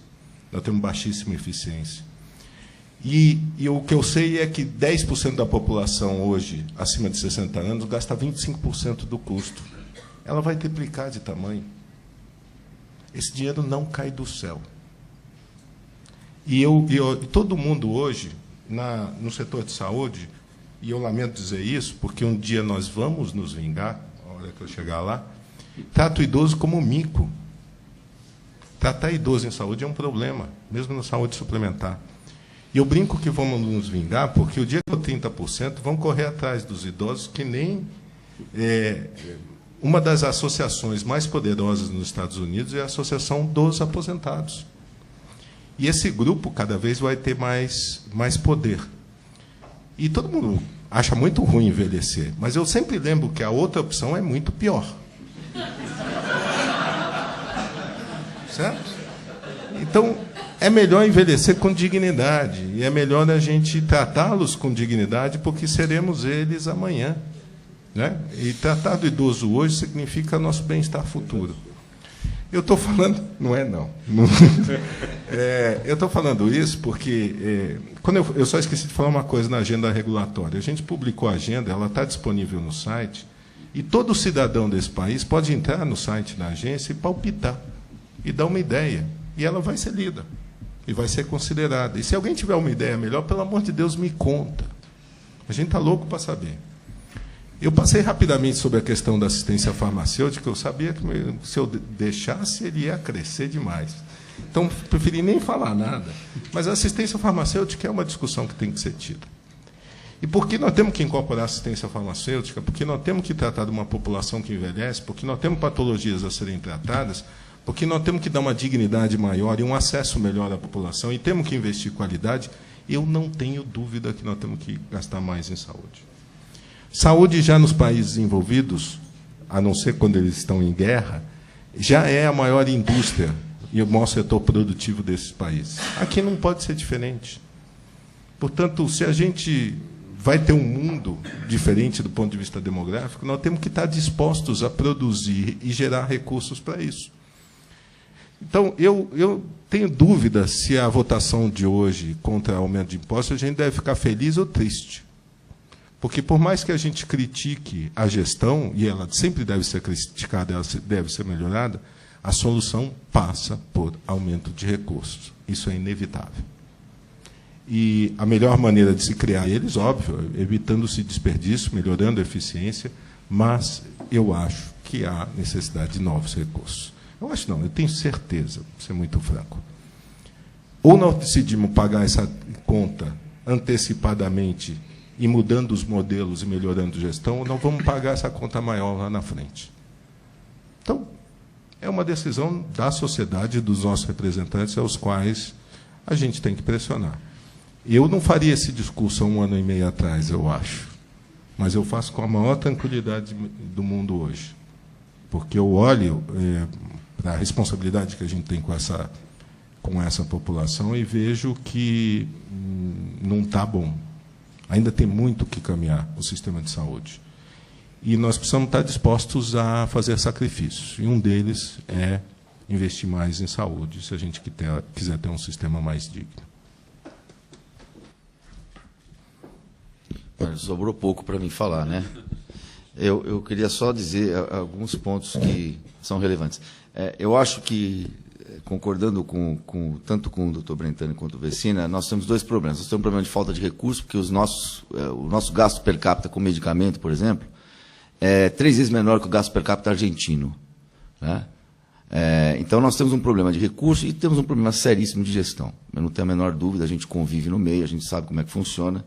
Nós temos um Estado perdulário, todo mundo sabe disso, um Estado que administra mal, as compras públicas são sempre muito ineficientes. Então, eu queria dizer que o nosso problema talvez seja maior do que a gente imagina. Falta dinheiro e falta gestão. Isso, para mim, está muito claro. O Brasil tem, para medicamentos, portanto, dizer, a maior carga tributária para medicamentos no mundo, 34%. Nenhum país do mundo tem a carga tributária para medicamentos como a do Brasil. E, pasmem, produto veterinário no Brasil não tem tributo. Tá? Então, são essas assimetrias, né, que tornam a discussão ainda mais complexa. Porque se você tira tributo de remédio, você diminui preço, aumenta acesso. Quer dizer, toda vez que você aumenta a renda ou diminui preço, você aumenta acesso, né? Nós pagamos 35% de tributo para remédio no Brasil, e o medicamento para os nossos bois, eles não pagam tributo, né? Então, a gente convive com isso. É um grande desafio. Esse desafio não é brasileiro, é um desafio global. O grande imbróglio americano hoje, a discussão do presidente eleito lá, é a questão do financiamento da saúde, né? Então, esse é um problema global e os nossos desafios como país, que ainda tem muito a caminhar, são maiores. Eu acredito que aumento de tributo, eu acho perigoso, mas eu acho que nós podemos lidar com os tributos de uma forma diferente e gastar melhor. Aumentar tributo no país que tem uma carga tributária desse tamanho, me parece uma coisa difícil de engolir no curto, no médio e no longo prazo. Mas temos que gastar melhor e redirecionar esforços orçamentários, tanto para a saúde quanto para a educação, que são os nossos grandes problemas e os nossos grandes desafios. Bom, muito bem. Acho que a gente esquentou um pouco o debate. Eu queria abrir, então, as perguntas da audiência. Queria, enfim, quem quisesse fazer a pergunta, que se pronunciasse, falasse seu nome, enfim, o que representa, e direcionar a sua pergunta, então, para os nossos palestrantes. Meu nome é Ricardo Demarque. Eu mexo com promoção de saúde. É outra história. Mas eu estou vendo aí, inovação, o tema é inovação, e a gente precisa sair um pouco dessa caixa. Nós não estamos pensando fora da caixa. A administração de saúde, tudo que eu vi aqui, foi administração de doença, preocupação com doença. Ninguém falou em saúde, realmente, que é o que nós precisamos fazer também, por causa de custos, de produtividade, de uma série de outras coisas. Tem meus amigos aí, o Gonçalo e o Maurício, que eu sei que estão ligados nisso. Eu queria ouvir um pouquinho de cada um, só como é que vocês enxergam esse ponto que eu toquei, para a gente falar em saúde e não só em doença. Independente de toda essa complexidade que existe na cadeia aí de saúde, todos nós sabemos. O Ricardo está coberto de razão, né? Nós temos um sistema que é absolutamente um sistema médico-cêntrico, medicalizado, né? Nós temos que mexer com isso. Promoção e proteção da saúde, essas duas palavras mágicas da saúde pública, é algo que é um desafio que nós não enfrentamos. Quando nós olhamos para a causação das doenças, longe de qualquer dúvida, estilo de vida é, sem dúvida, o mais importante elemento para que a gente adoeça e morra. É óbvio que os outros componentes, o componente genético, ambiental, acesso a serviço, etc., é fundamental também. Mas, na área da promoção e da proteção, nós temos um grande desafio à frente. E, nesse sentido, também, a questão da intersetorialidade. Quer dizer, o principal problema do idoso, que o Maurício coloca aí tão importante, é a depressão. A depressão por quê? Porque o velho se sente um inútil. Eu não resolvo o problema da depressão com fluoxetina, eu resolvo dando utilidade para o médico, para o idoso. Né? Como é que faz para dar utilidade para o idoso? É a área da cultura, do esporte, do lazer, que vai levar a isso. Né?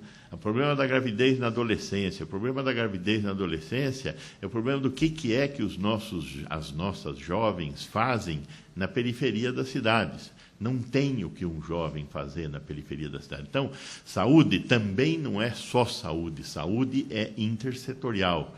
A sociedade brasileira ainda não aprendeu a dificuldade, a complexidade que é pensar nessa intersetorialidade. A violência contra a mulher e a criança, ela só será adequadamente enfrentada se nós conseguirmos constituir redes onde os diversos setores têm contribuído. Então, nós estamos engatinhando nisso. Agora, nós não estamos engatinhando sozinhos, se é que isso serve de consolo. Né? Está engatinhando junto com o mundo inteiro. Né? O mundo inteiro está pensando como fazer para vender hábitos saudáveis, para vender educação sanitária, área da promoção, para fazer diagnóstico precoce, para fazer compliance, no caso do uso de medicamentos nas doenças crônicas. Ou seja, este é um debate que nós temos que enfrentar. E, como diz muito bem o Ricardo, para pensar nisso, nós temos que sair da caixa. Tratar a doença é uma coisa. Né? E nós temos uma armadilha aí pela frente. Né? Os americanos europeus estão conseguindo abaixar importantemente a mortalidade por doenças crônicas, particularmente as doenças cardiovasculares, e o câncer vai atrás. Como é que eles estão conseguindo isso? Investindo pesadamente em medicalização. Né? Então, o tempo porta-CAT baixa a mortalidade por acidente vascular cerebral, por infarto de miocárdio. Aí tem uma coisa importante, mas também tem uma armadilha onde nós levamos a mais medicalização. Então, precisamos ter uma visão dialética para esse futuro da medicina e da saúde pública, mas precisamos fazer as duas lições, a lição da recuperação e a lição da promoção e da proteção. Não tem resposta pronta. Temos que discutir essa resposta. E só complementar uma coisa, quando eu vi você falar, é óbvio que a solução para o problema da incapacitação do idoso não é Prozac e bingo, né? É uma coisa muito mais complexa e muito mais ativa. O que a agência fez e está fazendo, e nós saímos, o Ricardo participou dessa discussão ativamente, e nós fizemos uma grande discussão, por incrível que pareça, os planos de saúde nesse país eram proibidos de dar desconto para quem cuidava da saúde. A lei não permitia isso. E nós soltamos uma resolução, a gente chama de RN, Resolução Normativa esse ano, autorizando o desconto e a premiação, a bonificação para quem se dispõe a fazer prevenção e promoção. E nós criamos o programa de envelhecimento ativo, que não é um programa do idoso, é um programa... A gente começa a envelhecer dentro do útero da mãe. Então, ele pega todas as faixas de idades e a finalidade dele é muito clara, é reduzir o tempo de incapacidade, ou seja, aproximar ao máximo o tempo da incapacidade física, mental e da autonomia do indivíduo do período da morte, da época da morte. Ou seja, prolongar ao máximo a vida saudável. E fazer com que as operadoras tivessem programas direcionados para cada faixa etária e para cada tipo de paciente. E que, alinhando pela primeira vez, incentivos econômicos com o processo de produção de saúde. Porque é óbvio que um sistema de saúde tem uma finalidade que ninguém fala, que é produzir saúde. Só que o sistema de remuneração dele é todo calcado no tratamento da doença. Portanto, produzir indivíduos saudáveis é contraproducente economicamente para o sistema. Então, enquanto a gente tiver essa idiosincrasia ou essa contradição, não vamos ter muita dificuldade de fazer promoção e prevenção. Então, nós precisamos alinhar incentivos. E eu continuo achando, isso talvez da minha fase de vida privada, né, no setor privado, que o órgão mais sensível do ser humano é o bolso mesmo. E, portanto, na hora que você alinha incentivo econômico com a finalidade de prevenção e promoção, você começa a ter um incentivo a mais para o indivíduo se cuidar. Só para vocês terem uma ideia, a média de participação popular nas chamadas consultas públicas da agência, quando eu cheguei na agência, era de 800, 600 participações, quando a gente deixava um mês para qualquer cidadão se manifestar.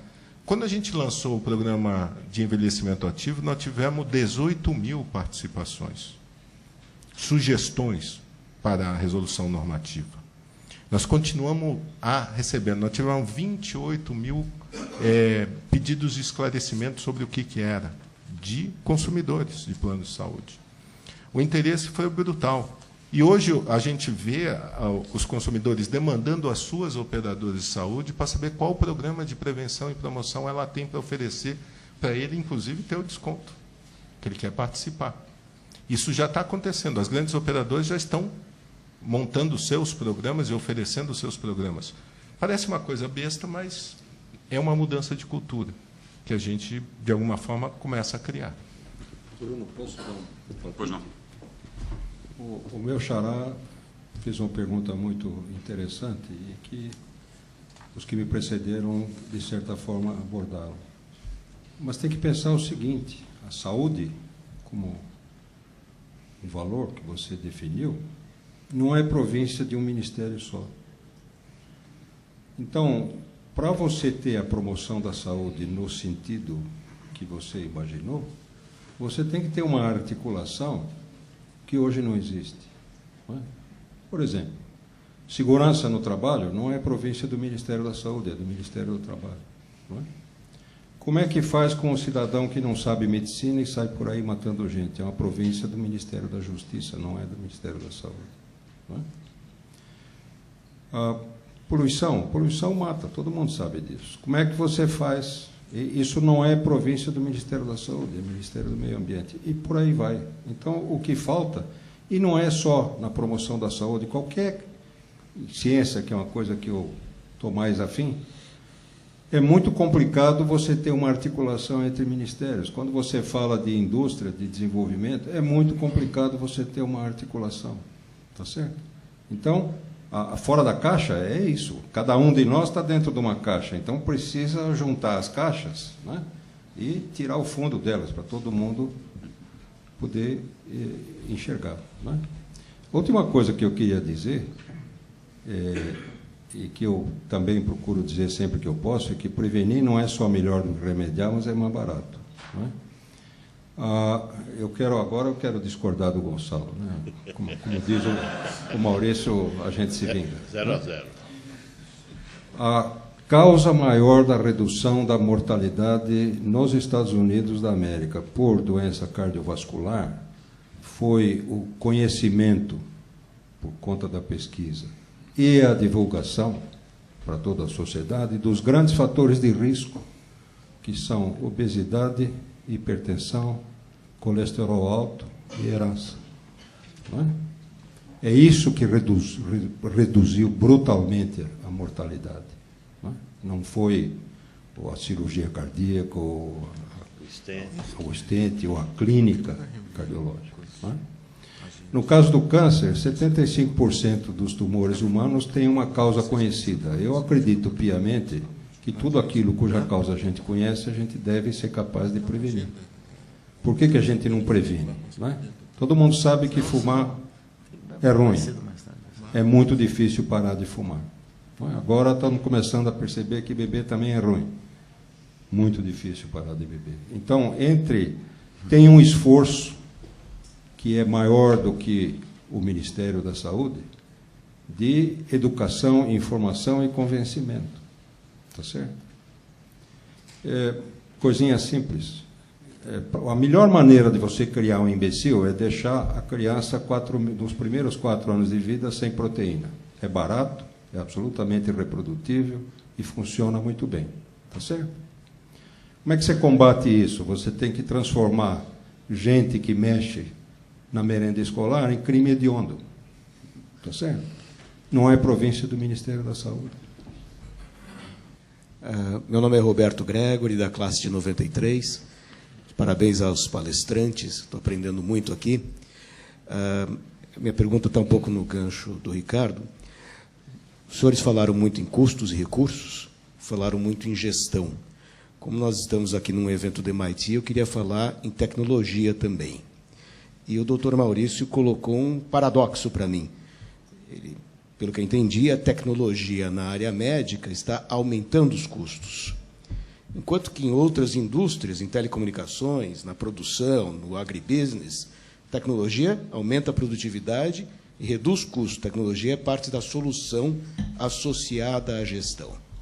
Se nós temos na área médica uma situação onde a tecnologia sempre, através da inovação, traz procedimentos mais complexos e aumenta sempre o custo, nós vamos estar condenados a essa discussão, ao menos enquanto a gente viver. Entendi que a gente vai viver mais, mas nesse período nós vamos estar condenados a essa discussão.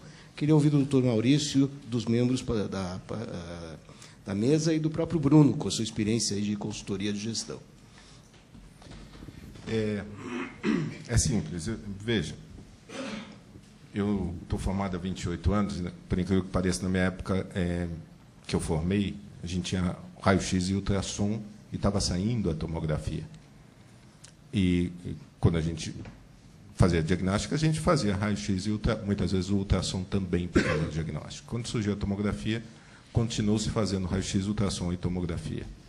Aí veio a ressonância, continuaram se pedindo raio-x, ultrassom, tomografia e ressonância. Veio o PET-CT e a gente continua fazendo raio-x, ultrassom, tomografia, ressonância e PET-CT. O problema, muitas vezes, não é só a tecnologia, mas o uso que é feito dela. A minha percepção, e é só a minha percepção, e tem gente mais capacitada que eu, que mexe com tecnologia aqui para falar, é que nós sofremos um processo de... até para o setor sobreviver, e aí não vai culpa de A ou B, mas o setor produtivo encontra caminhos nem sempre com soluções estruturantes, mas circunstanciais, que se mostram perversas ao longo do tempo. Hoje nós temos um sistema de remuneração atrelado ao consumo de materiais, medicamentos e uso de tecnologia.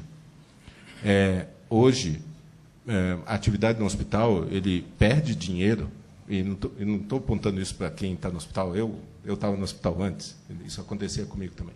Ele perde dinheiro em diárias e taxas, e a sua margem de lucro está concentrada no consumo de materiais, medicamentos, órteses e próteses e tecnologia.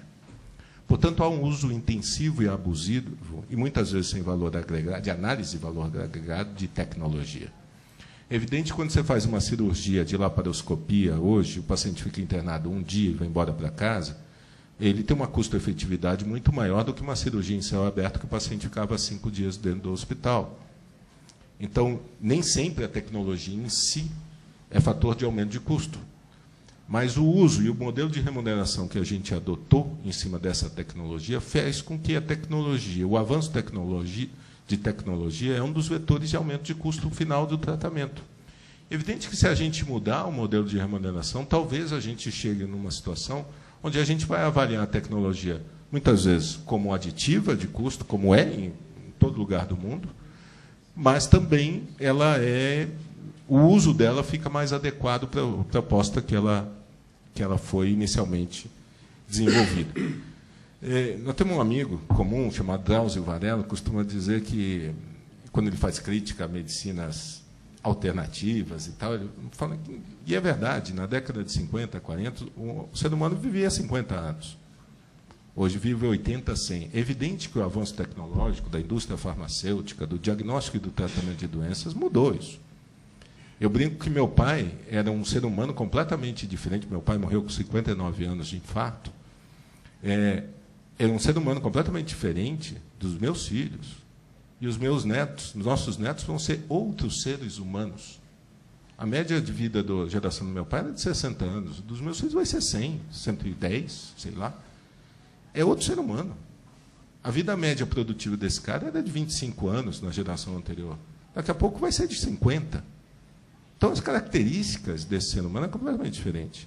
Evidente que a tecnologia tem uma responsabilidade nisso, mas o uso e a forma que a gente faz, e a forma que a gente incorpora a tecnologia, se é uma análise criteriosa do que ela traz de benefício, é o que causa, no meu modo de entender,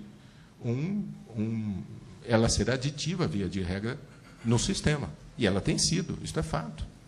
Isso não significa que ela é má, né? Ela trouxe um resultado, mas ela é aditiva em termos de custo, é evidente. O avanço tecnológico tem sido aditivo. Agora, no meu modo de entender, exageradamente aditivo por causa do modelo de remuneração atrelado. Não sei se foi claro. Eu estava com uma torcicola semana passada, eu fui no médico, o cara pediu uma ressonância, né? Quer dizer, ou seja, tem alguma coisa errada nesse processo. Eu acho que já aconteceu com muita gente aqui, né? Ou seja, os diagnósticos pelo modelo de remuneração, eles acabam sendo exacerbados e a clínica médica, ela está desaparecendo. Aí tem muito a ver com a formação do médico, né? Hoje você tem grande dificuldade de acessar um clínico, né, que faz um exame rápido e consegue fazer um diagnóstico preciso, sem acessar, não a tecnologia, mas esses custos que acabam perdendo o controle. Então, acho que tem um problema de formação, tem um problema do modelo de financiamento e tudo mais. Na questão dos medicamentos, e isso é muito importante o que ele disse, nós estamos falando aqui de uma população que vive muito mais, né? Isso é fruto desse avanço. O que me parece é que não se conseguiu criar um modelo econômico para financiar isso tudo, né? Quanto mais a população envelhece, mais ela custa caro. E eu acho que esse é o grande imbróglio, né?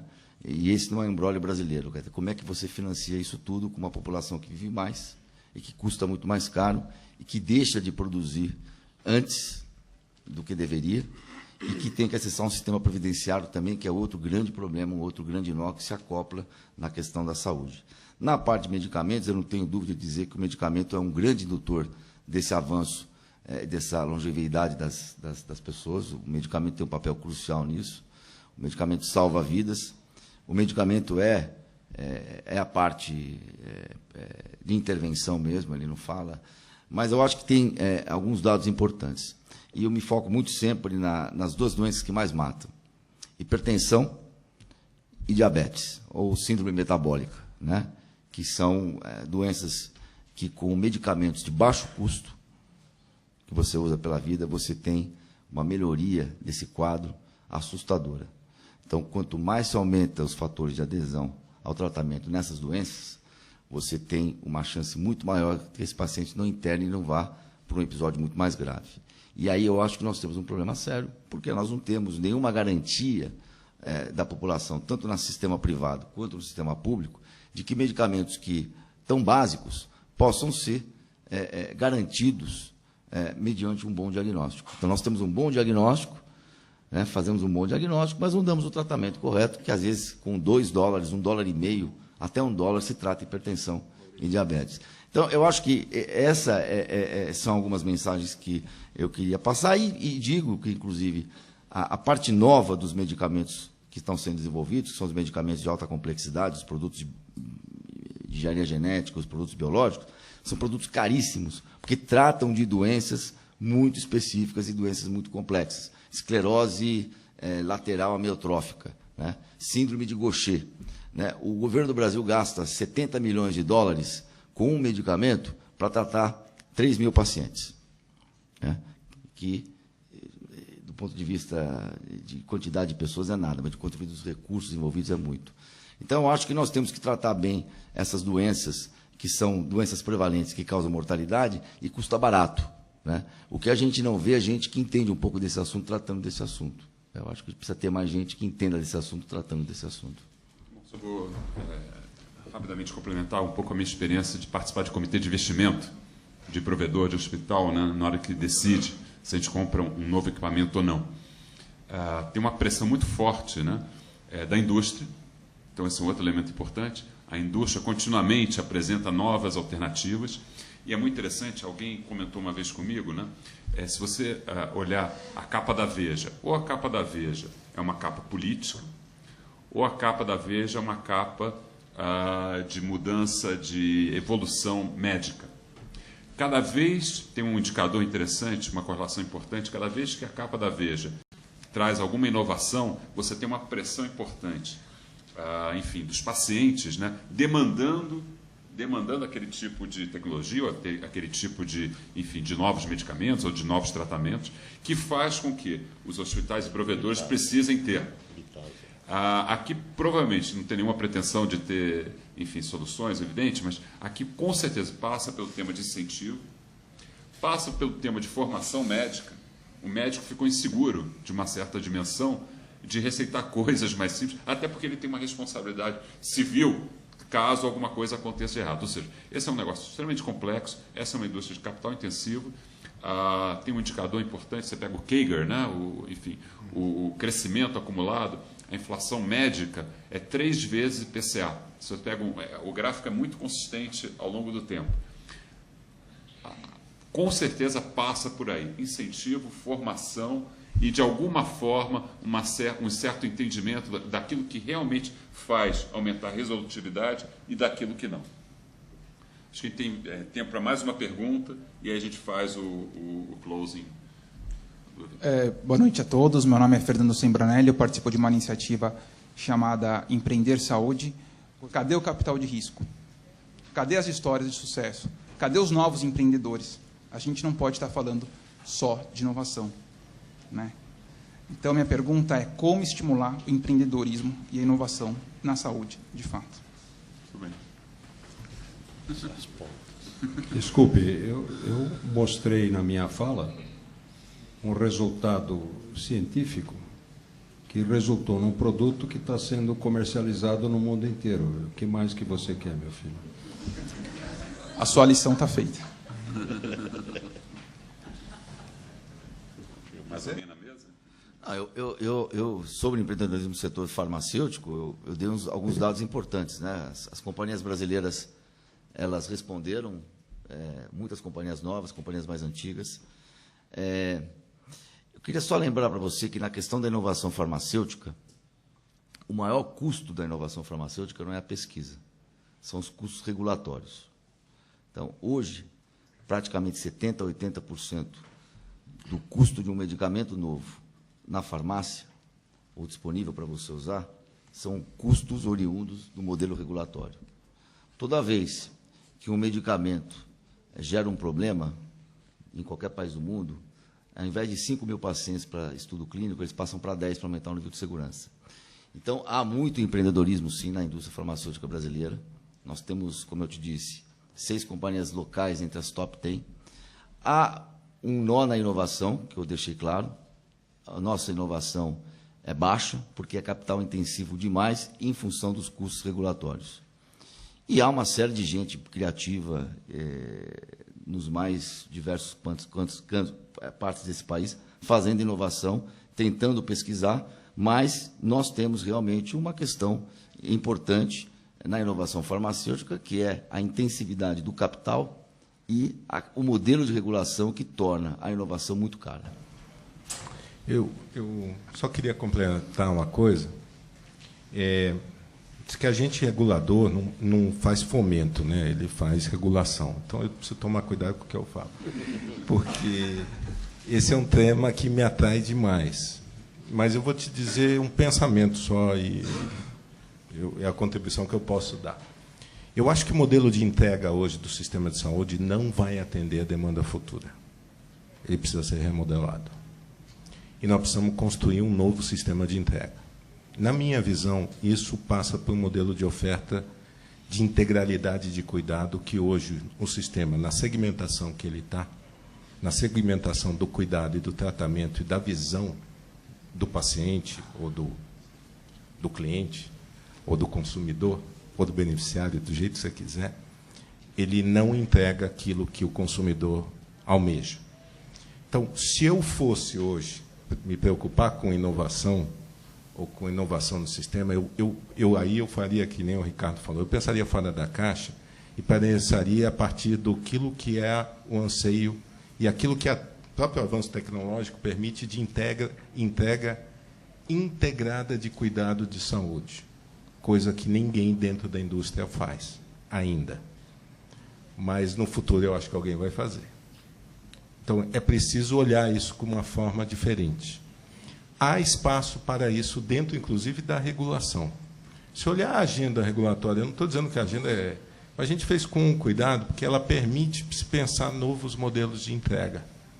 E eu acho que a gente está precisando pensar novos modelos de entrega. enquanto país, enquanto sistema. Obviamente, isso não é o papel da agência, mas falar disso, olhar para isso, eu acho que precisa ser feito. Eu acho que a tua preocupação é muito legítima e muito pertinente. Fico contente que, inclusive, você tenha tocado nisso. Muito bem. Vamos fazer, eu sei que talvez tenham outras perguntas, sugiro, né, que sejam encaminhadas, né, para a organização do evento, e aí, conforme a oportunidade, sejam respondidas pelos palestrantes, mas acho importante manter a pontualidade, e, nesse sentido, eu queria fazer, então, chamar, né, a Cristina Schaefer para fazer esse fechamento e o agradecimento, né, tanto aos palestrantes quanto à própria audiência. Rapidamente, a Cristina Schaefer uniu-se ao MIT Sloan em 2011, como reitora adjunta de Relações Externas. Ela supervisiona os esforços de fundraising, envolvendo suporte privado de indivíduos, corporações e fundações, além de liderar a gestão interna e desenvolvimento de recursos da escola, bem como as operações de relações com os ex-alunos. Ela também exerce o papel de interlocutora-chave com as áreas centrais de desenvolvimento de recursos e associações de ex-alunos do MIT. Cristina foi anteriormente a vice-presidente de desenvolvimento do Simons College e serviu como membro-chave do Conselho da Presidência do Simons College. Ela é bacharel em música pelo Allegheny College, formada em 83. Então, Cristina, por favor.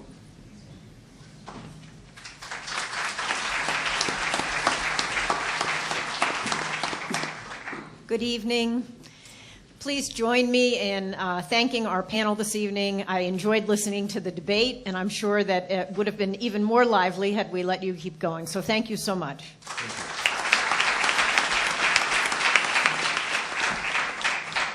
I also want to take a minute to thank our sponsors again, Itaú, TechZar, ServTech, Museum of Modern Art, and MBA Impresario. So thank you very much to the sponsors. We appreciate it.